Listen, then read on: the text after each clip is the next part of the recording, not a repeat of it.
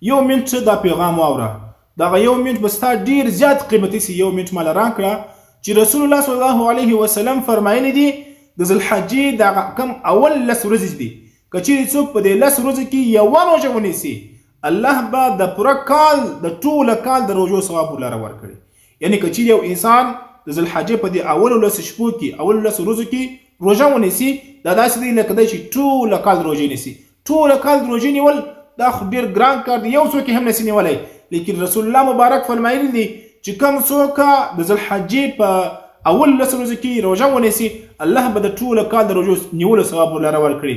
یعنې 10مه ذوالحجه خو اختر دی، دا کم چې 9 ورځې دی باید موږ دا کې روژې ونیسو، کم از کم 15 روژې ونیسو، 3 روژې خو کم از کم ونیسو، دا زیات ثواب لري.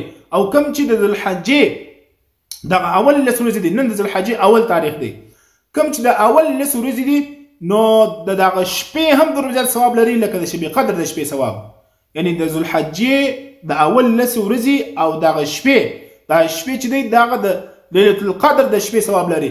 لیلة القدر تاسو ته معلومه ده چې هغه د 1000 میاشتو څخه هم زیات ثواب لري. څوک چې په لیلة القدر کې عبادت وکړي دا داسې دی لکه دی چې 1000 میاشتې څخه زیات عبادت وکړي.